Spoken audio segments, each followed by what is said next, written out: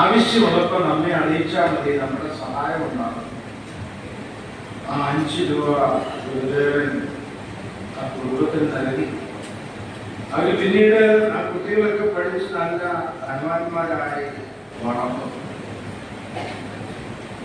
സഹോദരങ്ങളെ, ഞാൻ ഈ സംഭവം ഇവിടെ പറയുമ്പോൾ ഇതിനോട് ചേർന്നുള്ള മറ്റൊരു സംഭവം കൂടി എന്റെ മനസ്സിലേക്ക് കടന്നു വരുന്നത് 1924 ശ്രീമൂലം തിരുനാൾ മഹാരാജാവ് നാട് നീങ്ങിക്കഴിഞ്ഞപ്പോ പിന്നെ രാജ്യം ഭരിച്ചത് മഹാറാണി തിരുവനന്തപുരം കൊണ്ടാണ്. സേതുലക്ഷ്മിബായി ആ അമ്മയാണ് രാജ്യം ഭരിക്കുന്നത്.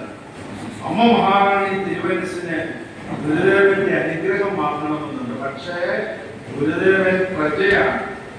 അമ്മ രാജാവ് എങ്ങനെ പ്രജയുടെ അടുത്ത് പോകും? അതുകൊണ്ട് ഗുരുദേവനെ കൊട്ടാരം വരെ കൂട്ടിക്കൊണ്ടു പോകണം. ഗുരുദേവന്റെ ശിഷ്യന്മാരായ എൻ കുമാരൻ അടക്കമുള്ള ആളുകളെ കൊട്ടാരത്തിൽ വിളിച്ചു വരുത്തി. എന്നിട്ട് പറഞ്ഞു, സ്വാമിയെ കൊട്ടാരം വരെ കൂട്ടിക്കൊണ്ടുവരണം, കാർഡ് തരാം, മഹാരാജാവിന്റെ കാർഡ് തരാം.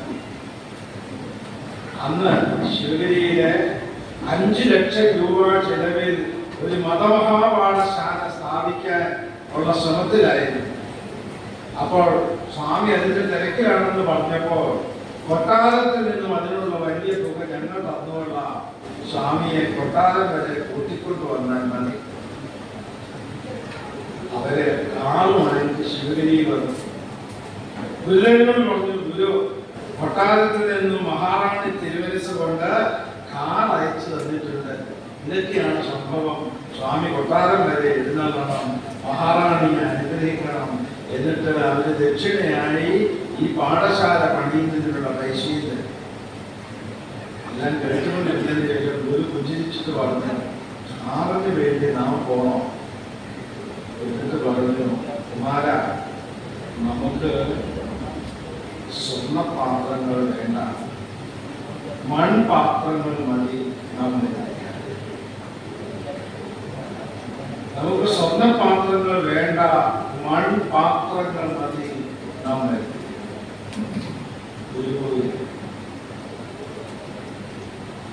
ആ ഗുരുവാണ് ഈ പാവപ്പെട്ട വൃദ്ധയായ പ്രദേശയുടെ മുമ്പിൽ ഈ രൂപത്തിൽ പെരുമാറിയത് എന്ന് നാം മനസ്സിലാക്കണം. അങ്ങനെ ഒരു വലിയ വീക്ഷണത്തോടുകൂടി ഒരു മഹാ സന്ദേശമാണ് ഗുരു നൽകിയത്.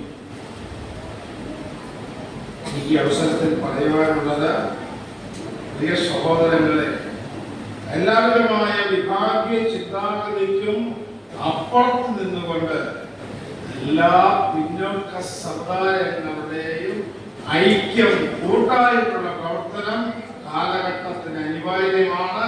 അത് മനസ്സിലാക്കിക്കൊണ്ട് പ്രവർത്തിക്കുവാൻ എല്ലാവർക്കും സാധിക്കുമാറാകട്ടെ എന്ന് പ്രാർത്ഥിച്ചുകൊണ്ട് ഞാൻ ഈ പറഞ്ഞ വാക്കുകള് കുറെയെങ്കിലും നിങ്ങൾ ഉൾക്കൊള്ളും, പ്രാവർത്തികമാക്കും എന്നുള്ള വിശ്വാസത്തോടു കൂടി ആത്മീയമായ അടിത്തറയിൽ നിങ്ങളുടെ കുടുംബജീവിതത്തെ ഭദ്രമാക്കിക്കൊണ്ട് നട്ടല് വളയാതെ തലയുയർത്തി നിന്നുകൊണ്ട് ആരുടെയും അവശിഷ്ടമായി പോകാതെ സ്വന്തം ഇച്ഛാശക്തിയോടുകൂടി, സ്വന്തം ഇച്ഛാശക്തിയിൽ സ്വന്തം കാലിൽ നിന്ന് ശക്തി സംഭരിച്ച് മുന്നോട്ട് പോകാൻ നിങ്ങൾക്ക് സാധിക്കട്ടെ.